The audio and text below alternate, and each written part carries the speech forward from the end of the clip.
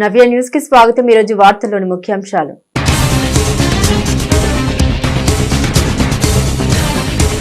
చీరాల రామ్నగర్ ఆదినారాయణపురం తదితర ప్రాంతాల్లోని నాటుసారా స్థావరాలపై చీరాల ప్రొహిబిషన్ అండ్ ఎక్సైజ్ శాఖ అధికారుల దాడులు। నాటుసారా తయారీకి వినియోగించే బెల్లం మూట గుర్తింపు, బెల్లం మూట ధ్వంసం।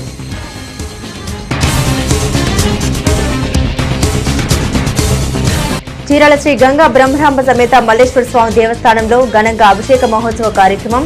ఈ కార్యక్రమానికి పెద్ద ఎత్తున తరలివచ్చిన భక్తులు స్వామివారికి అత్యంత భక్తి శ్రద్ధలతో విశేష పూజలు। చీరాల వైకుంఠపురంలోని 6వ కాలనీ నివాసుల ప్రాంతాన్ని సందర్శించిన చీరాల ఆర్డీఓ చంద్రశేఖర్ రాయుడు। కాలనీ నివాసుల సమస్యలపై ఆరా। చీరాల మున్సిపల్ పరిధిలోని రామ్నగర్ ఆదినారాయణపురం తదితర ప్రాంతాల్లో చీరాల ఎక్సైజ్ అండ్ ఎన్ఫోర్స్మెంట్ అధికారులు దాడులు చేపట్టారు। దాడిలో నాటుసారా తయారీకి వినియోగించే బెల్లం కోటును గుర్తించి అధికారులు ధ్వంసం చేశారు।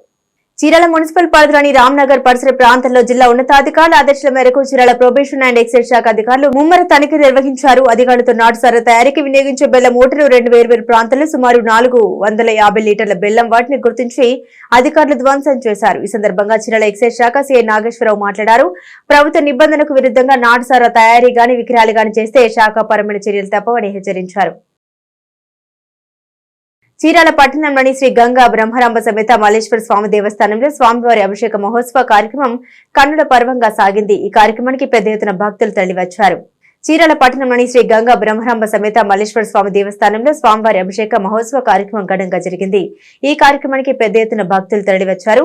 ఈ కార్యక్రమానికి ముందుగా స్వామివారికి పంచామృత అభిషేక కార్యక్రమం భక్తి శ్రద్ధలతో నిర్వహించారు। అంతేకాకుండా భక్తులకు దేవతా మిత్రుడు విశేష అలంకరణతో దర్శనమిచ్చారు। ఈ కార్యక్రమానికి పెద్ద ఎత్తున భక్తులు తరలి రావడంతో ఆలయ ప్రాంగణం అంతా భక్తులతో కిక్కిరిసిపోయింది। ఈ క్రమంలో భక్తులు స్వామివారికి ప్రత్యేక పూజలు, విశేష అభిషేకాలు అత్యంత భక్తి శ్రద్ధలతో నిర్వహించారు।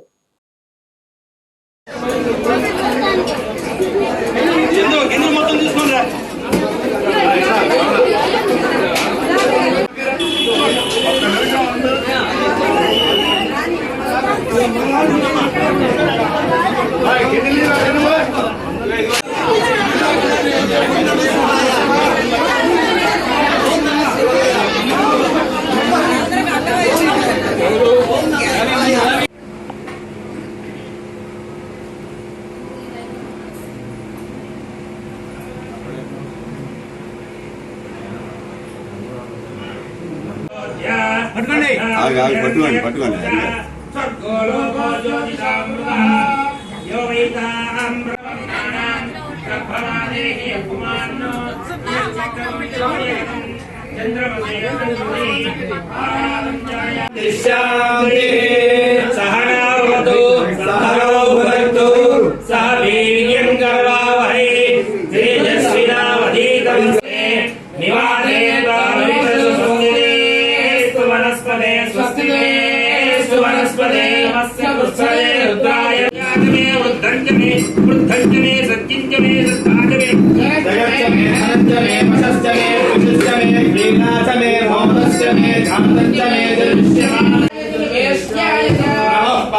సవ్యాయ జరజస్యాయ ప్రాణస్య మే ప్రాణః మే సుస్య మే చిత్తంచ మహాదేవంచ మే వాక్య మే మనస్య మే చక్షుస్య మే శ్రోత్రంచ మే చక్షుస్య మే మనస్య కమర్తినః ఏ పథాం వసిరక్షయ ఐలబుదాయవ్యుధః యమేధావందస్య భూయాగుంసస్య దిశో రుద్రావితస్థిరే గుణనాభ్యస్త్రిగుం హదేభ్యశ్చ వో నమో నమః త్రయంబకాయ త్రిపురాంతకాయ త్రికాగ్నికాలాయ కాలాగ్ని రుద్రాయ నీలకంఠాయ మృత్యుంజయాయ సర్వేశ్వరాయ సదాశివాయ అగ్రే భూమే భూమే మధురాకం అమేధః కృతావ సోమాదితాయాసి ఆదార్యాయ చ లాద్యాయ చ బాపట్ల జిల్లా కలెక్టర్ వెంకటమురళి ఆదేశాల మేరకు చీరాల పట్టణంలోని వైకుంఠపురం 6వ కాలనీని చీరాల ఆర్డీఓ చంద్రశేఖర్ నాయుడు, తహసీల్దార్ గోపీకృష్ణ, మున్సిపల్ కమిషనర్ అబ్దుల్ రషీద్ పలువురు అధికారులతో కలిసి ఆ కాలనీ వాసుల సమస్యలపై పరిశీలించారు। ఈ సందర్భంగా ఆ కాలనీ వాసులు నిత్యం ఆ ప్రాంతంలో ఎదుర్కొంటున్న సమస్యల్ని అధికారుల దృష్టికి తీసుకెళ్లారు। చీరాల పట్టణంలోని వైకుంఠపురం శ్మశాన వాటిక వద్ద నివాసముంటున్న 6వ కాలనీలోని నివాసముంటున్న కుటుంబాలకు ప్రభుత్వం ఇళ్ల స్థలాలు అందించి అన్ని విధాలు ఆదుకుంటుందని ఆర్డీఓటీ చంద్రశేఖర్ నాయుడు అన్నారు. శనివారం జిల్లా కలెక్టర్ వెంకటమురళి ఆదేశాల మేరకు 6వ కాలనీని తహసీల్దార్ గోపీకృష్ణ, మున్సిపల్ కమిషనర్ అబ్దుల్ రషీద్ పలువురు అధికారులతో కలిసి ఆ కాలనీ నివాసుల సమస్యలపై పరిశీలించారు. ఈ సందర్భంగా ఆ కాలనీ వాసులు నిత్యం ఆ ప్రాంతంలో ఎదుర్కొంటున్న సమస్యల్ని అధికారుల దృష్టికి తీసుకెళ్లారు.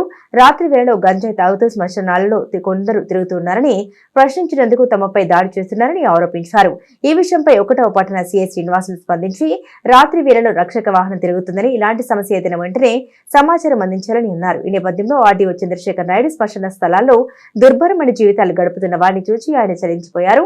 దిక్కులేని దయనీయమైన స్థితిలో శ్మశానాల్లో బిడ్డలతో జీవిస్తున్నామని, తమకు ఇళ్ల స్థలాలు ఇవ్వాలని అక్కడి ప్రజలు అధికారులకు మొరపెట్టుకున్నారు.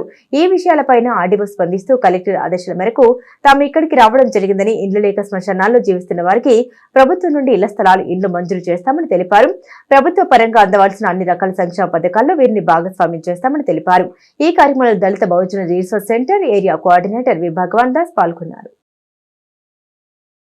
ఈరోజు కలెక్టర్ ఉత్తర్వులకు అనుగుణంగా ఈరోజు సిఐ గారు, మున్సిపల్ కమిషనరు, కన్సర్న్ తహసీల్దార్తో ఈరోజు 6వ కాలనీ మేము విజిట్ చేయడం జరిగింది. ఇక్కడ సమస్యలను కూలంకషంగా అందరితో చర్చించి ఒక అభిప్రాయానికి వచ్చాము. ఇక్కడైతే వాటరు, రేషన్ అన్నీ వస్తున్నాయి, కానీ మెయిన్ హౌసింగ్ సమస్య అంటున్నారు. హౌసింగ్ సమస్య గురించి కలెక్టర్ గారితో నిర్ణయించి ఒకసారి డిస్కస్ చేసి మేము ఒకసారి డిసిషన్ తీసుకుంటాం. చరిత్రలో నేటి ముఖ్యమైన ఘటనని ఓసారి చూద్దాం.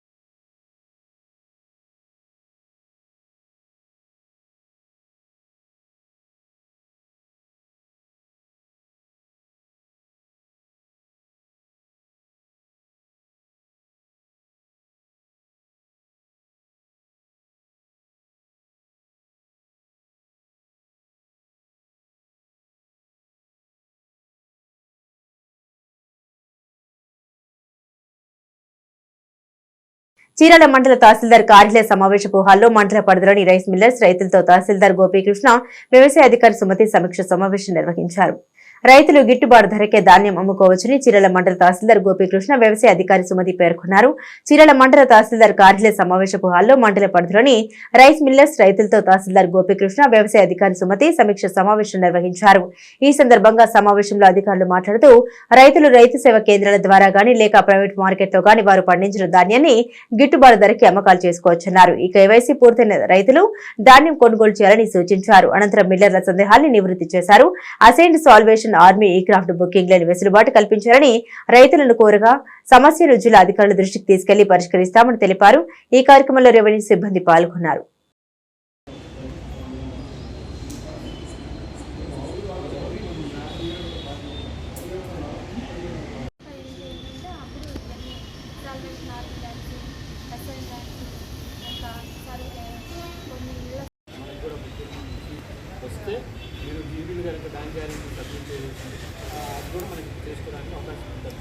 బాపట్ల జిల్లా కలెక్టరేట్లోని సమావేశపు హాల్లో జిల్లా కలెక్టర్ వెంకటమురళి అధ్యక్షతన కిషోర వికాసం కార్యక్రమంపై జిల్లా స్థాయి శిక్షణ కార్యక్రమం జరిగింది. ఈ సమావేశంలో కలెక్టర్ మాట్లాడారు.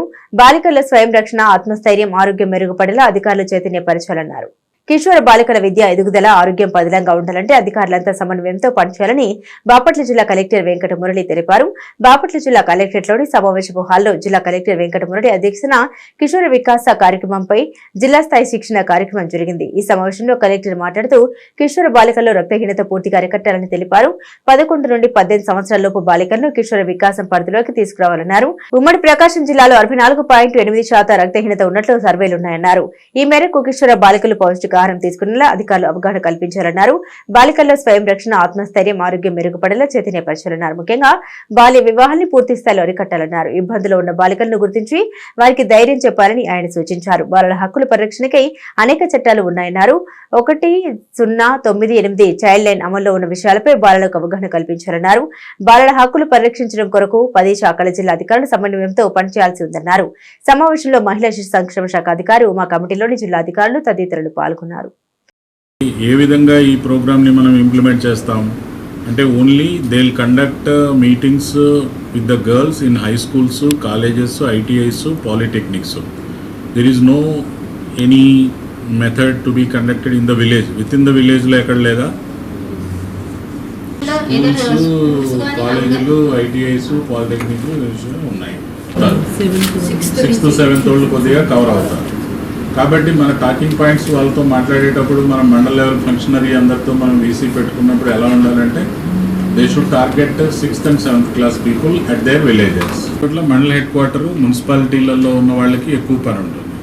సో వాళ్ళు they should go into the schools, colleges, ITIs, some peer గ్రూప్స్ని రెడీ పెట్టుకోమన్నారు కదా. మనము ఇక్కడ వరకు ఎక్కడ దాకా మీరు చెప్పేది కరెక్ట్ ఉందంటే స్టేట్ లెవెల్ మీటింగ్ అయింది, డిస్ట్రిక్ట్ లెవెల్ మీటింగ్ ఈరోజు ప్రిలిమినరీ జరుగుతూ ఉంది. అండ్ డిస్ట్రిక్ట్ లెవెల్లో టీఓటీస్ది మీరు 26th ఇస్తారు. అండ్ మండల్ లెవెల్లో అక్కడ మీరు ఎండ్ అయిపోతున్నారు 26 to 30th. మండల్ లెవెల్ని జరిపిన తర్వాత వాళ్ళకి మనము హ్యాండ్ హోల్డ్ చేసి చెప్పాలి ఏ విధంగా చేయాలి. గ్రూప్స్ ఫార్మేషన్ చేయాలి అంటే ఎంతమందితో కలిసిపోయి ఒక గ్రూప్ చేయాలి. ఆ గ్రూప్స్తో ఎన్ని రోజుల ఇంటర్వల్స్లో వాళ్ళు ఇంటరాక్ట్ అవ్వాలి. వీక్లీనా, బైవీక్లీనా, మంత్లీనా, సెకండ్ అండ్ ఫోర్త్ సాటర్డే అంటే. సో ఆ విధంగా పెట్టుకొని గ్రూప్స్ ఎట్లా ఎంతమందికి ఒక గ్రూప్ అని మెథడ్. అవుట్ ఆఫ్ స్కూల్ అయితే మాత్రం ఇచ్చేస్తారు 10 to 12 అని. ఇంకా విడిగా అంటే స్కూలింగ్ వెళ్ళే వాళ్ళకి అవన్నీ తయారు చేసుకోవాలి. ఆ టాకింగ్ పాయింట్స్ రెడీ చేసి మనం వాళ్ళతో మాట్లాడి దీన్ని జిల్లా level okay, mandal level okay, village level okay, what is the method to drive forward, మనం ముందు తీసుకొని పోవడానికి వాళ్ళు ఏం చేయాలి అని. సో అవన్నీ రెడీ చేసుకొని మనం చెప్తే దే విల్ కండక్ట్. వాళ్ళు కండక్ట్ చేస్తూ ఉన్నప్పుడు మళ్ళీ జనరల్గా ఒక 10 రోజుల్లో, నెల రోజుల్లో అయిపోయినాక మళ్ళీ లాథర్జిక్ అయిపోతాం. రాష్ట్ర అభివృద్ధి లక్ష్యంగా ఉమ్మడి కూటమి ప్రభుత్వం సీఎం చంద్రబాబు ప్రజలకు నిబద్ధతగా ముందుకు సాగుతున్నారని రాష్ట్ర రెవెన్యూ శాఖ మంత్రి అనగాని సత్యప్రసాద్ అన్నారు. బాపట్ల మండలం చెరువుపల్లిలోని పర్యటించిన ఆయన మీడియాతో మాట్లాడారు. ఉమ్మడి కూటమి ప్రభుత్వం అధికారం చేపట్టిన 165 రోజుల పాలనలో 165 విజయాలతో రాష్ట్ర అభివృద్ధి కోసం కృషి చేస్తున్నామని రాష్ట్ర రెవెన్యూ శాఖ మంత్రి అనగాని సత్యప్రసాద్ అన్నారు. బాపట్ల జిల్లా చెరుకుపల్లి మండలం తూర్పుపాలెం గ్రామాలకు చెందిన దుర్గా దీక్షతో అనారోగ్యంలో బాధపడుతున్నాడు. ఈ విషయమై కుటుంబ సభ్యులు రెవెన్యూ శాఖ మంత్రి దృష్టికి తీసుకెళ్లడంలో వైద్య ఖర్చుల నిమిత్తం సీఎం సహాయ నిధి నుండి 14 లక్షల రూపాయల నగదు చెక్కును కుటుంబ సభ్యులకు మంత్రి అందించారు. ఈ సందర్భంగా మంత్రి అనగాని సత్యప్రసాద్ మాట్లాడారు. రాష్ట్ర అభివృద్ధి లక్ష్యంగా సీఎం చంద్రబాబు కూటమి ప్రభుత్వం ప్రణాళికాబద్ధంగా ముందుకు సాగుతున్నామన్నారు. ఈ క్రమంలోనే రాష్ట్ర అభివృద్ధికి 85,000 కోట్ల పెట్టుబడులతో 35,000 మందికి ఉపాధి కల్పనకు కృషి చేస్తున్నామన్నారు. గడిచిన వారం రోజుల్లో సీఎం రిలీఫ్ ఫండ్ కింద నియోజకవర్గంలో సుమారు 40 లక్షల రూపాయలని నిరుపేదలకు వైద్య ఖర్చుల నిమిత్తం అందజేశామన్నారు.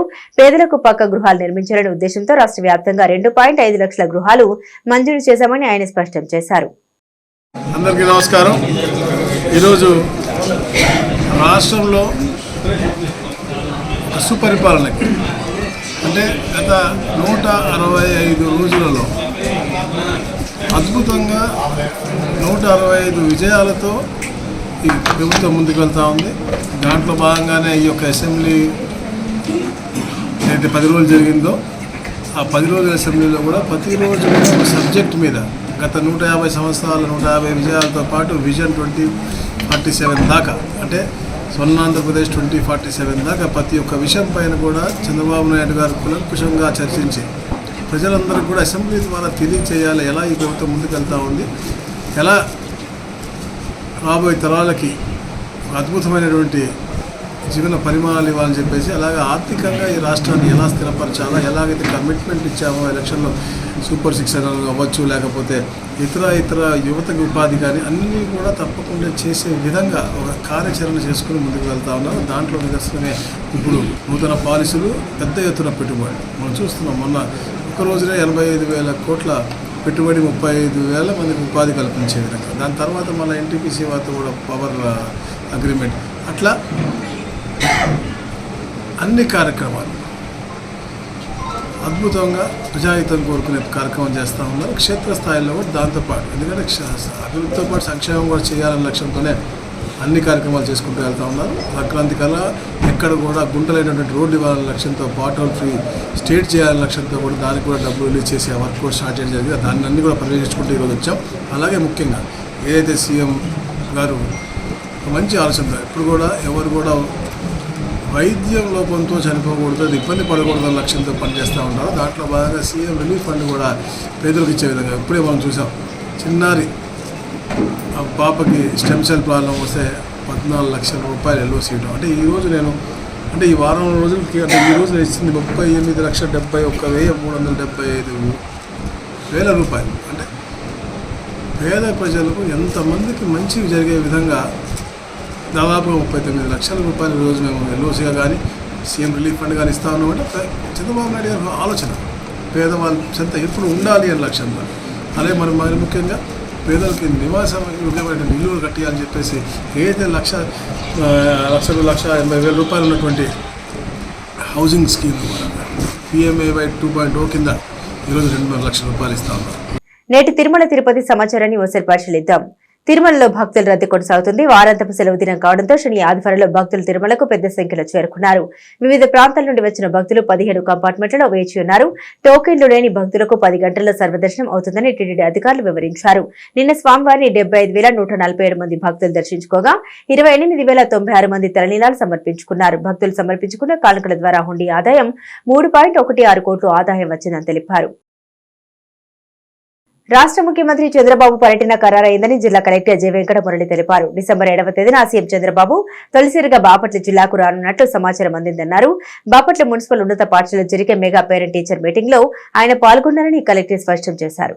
సీఎం చంద్రబాబు పర్యటన ఖరారు కావడంతో బాపట్ల పట్టణంలోని మున్సిపల్ ఉన్నత పాఠశాల ప్రాంగణాన్ని జిల్లా కలెక్టర్ వెంకటమురళి, జిల్లా సంయుక్త కలెక్టర్ ప్రకాష్ జైన్ తో కలిసి శుక్రవారం పరిశీలించారు. ముఖ్యమంత్రి పర్యటన నేపథ్యంలో హెలిప్యాడ్ స్థలాన్ని, పాఠశాల ప్రాంగణాన్ని పరిశీలించారు. హెలిప్యాడ్ కోసం పోలీస్ కవాతు మైదానం, ఆచార్య ఎన్టీ రంగ వ్యవసాయ విశ్వవిద్యాలయంలోని క్రీడా మైదానాన్ని పరిశీలించారు. తదుపరి పాఠశాలకు చేరుకుని విద్యార్థుల తల్లిదండ్రులతో ముఖ్యమంత్రి నిర్వహించే సమావేశ ప్రాంతాలను పరిశీలించారు. ఏ రంగంలోనైనా ఉన్నతంగా ఎదిగిన పూర్వ విద్యార్థుల్ని తప్పనిసరిగా పిలిపించి విద్యార్థులతో మాట్లాడించారు. ఈ సందర్భంగా కలెక్టర్ వెంకటమురళి మాట్లాడుతూ పండుగ వాతావరణంలో తల్లిదండ్రుల సమావేశం నిర్వహించాలన్నారు. ముందస్తుగా విద్యార్థుల ప్రోగ్రెస్ పై చర్చ జరపాలన్నారు. తదుపరి విద్యార్థులతో రంగవల్లి కార్యక్రమం టగ్ ఆఫ్ వార్ నిర్వహించాలని సూచించారు. మధ్యాహ్నం శుభదిన భోజన నిర్వహణ మెను పాటించాలన్నారు. రాష్ట్ర ముఖ్యమంత్రి పర్యటన జయప్రదం చేయడానికి అందరూ సమన్వయంతో సహకరించాలన్నారు. దీనికి సంబంధించి ఆనరబుల్ చీఫ్ మినిస్టర్ గారు రాష్ట్రంలో ఒక స్కూల్లో హాజరవుతారు. ప్రాబబ్లీ అది కూడా మన దగ్గరే ఉన్నట్టుగా ఉంది. ప్రాబబ్లీ కాదు, ఆల్మోస్ట్ మన దగ్గరే ఉన్నట్టుగా ఉంది. సో అది ఎక్కడైతే జరుగుతుందో దానికి సంబంధించి నేను, జాయింట్ కలెక్టర్ గారు, district officers will take care of that. అది ఆనరబుల్ సీఎం గారు అటెండ్ అయ్యేది ఎక్కడైతే ఉంటుందో అది మేము మనందరం డిస్ట్రిక్ట్ ఆఫీసర్స్ మేము చూసుకుంటాం. సో మీకు ఇప్పుడు ఇన్స్ట్రక్షన్స్ ఏంటంటే మండల స్థాయి అధికారులు, ఎంపీడీఓస్, తహసీల్దార్స్, ఎంఈఓస్ మరి ముఖ్యంగా and other mandal level functionary and school level teachers, HMs మీ అందరికీ ఇన్స్ట్రక్షన్స్ ఏంటంటే డిసెంబర్ 7న మనం ఈ ప్రోగ్రామ్ని యాక్టివ్గా చేయాలి, పకడ్బందీగా చేయాలి. రాష్ట్ర ప్రభుత్వం ఎలా అయితే మనకు కోరుకుంటుందో అంత బాగా చేయాలి. ఈ ప్రోగ్రామ్ని ప్రతి స్కూల్లో చేయాలి. Elementary school, or it is upper primary, high school up to 10th class వరకు మనము అన్ని స్కూల్స్లో ఈ ప్రోగ్రామ్ చేయాలి. సింగిల్ టీచర్ ఉన్న దగ్గర చేయాలి, డ్యూయల్ టీచర్ ఉన్న దగ్గర చేయాలి, మల్టిపుల్ టీచర్స్ ఉన్న దగ్గర చేయాలి. ఆర్ అన్ని చోట్ల మనం ఈ ప్రోగ్రామ్ని చేయాలి. భోజనం అని చెప్పి ఆ రోజు మధ్యాహ్నం పండుగలాగా అక్కడ భోజనాలు కూడా చేస్తారు. సో ఆర్డబ్ల్యూఎస్ మీరు కూడా drinking water facilities in all schools మీరు కూడా చూసుకోవాలి. అట్లానే DPO is the cleaning part. Remaining mid day meal సంబంధించి మీరు సప్లైస్ అవి కూడా మీరు చెక్ చేసుకోండి. డిఎస్ఓ, సివిల్ సప్లైస్, తహసీల్దార్. నేటి వాతావరణ సమాచారాన్ని ఒకసారి పరిశీలిద్దాం. ఏపీకి మరో ముప్పు పొంచి ఉంది. బంగాళాఖాతంలో అల్పపీడనం కొనసాగుతుంది. ఇది పశ్చిమ వాయువ్య దిశగా పయనిస్తూ సోమవారం వాయుగుండంగా బలపడే అవకాశం ఉన్నట్లు వాతావరణ శాఖ హెచ్చరించింది. ఆ తర్వాత 2 రోజుల్లో తమిళనాడు, శ్రీలంక తీరాల వైపు వెళ్లొచ్చని తెలిపింది. దీని ప్రభావంతో కోస్తాంధ్ర, రాయలసీమలోని కొన్ని ప్రాంతాల్లో ఈ నెల 27, 28, 29న భారీ వర్షాలు కురుస్తాయని హెచ్చరిక జారీ చేసింది. వాతావరణ శాఖ మిగతా ప్రాంతాల్లో అక్కడక్కడ తేలికపాటి నుండి మోస్తరు వర్షాలు కురిసే అవకాశం ఉన్నట్లు వెల్లడించింది. అల్పపీడన ప్రభావంతో తీరం వెంబడి 35 నుండి 45 కిలోమీటర్ల వేగంతో గాలులు వీచే అవకాశం ఉండడంతో వచ్చే 4 రోజుల పాటు మత్స్యకారులు వేటకు వెళ్లొద్దని వాతావరణ శాఖ హెచ్చరించింది.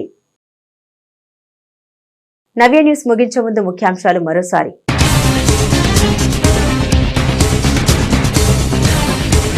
చీరాల రామ్నగర్, ఆదినారాయణపురం తదితర ప్రాంతాల్లోని నాటుసార స్థావరాలపై చీరాల ప్రొహిబిషన్ అండ్ ఎక్సైజ్ శాఖ అధికారుల దాడులు. నాటుసార తయారీకి వినియోగించే బెల్ల మూట గుర్తింపు, బెల్ల మూట ధ్వంసం.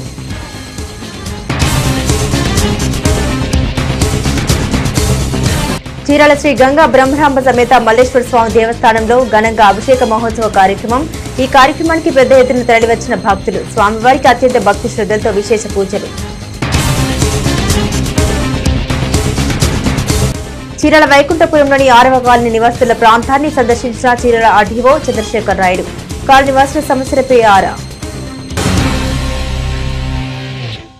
నవ్య న్యూస్ ఇంతటితో సమాప్తం. నమస్కారం.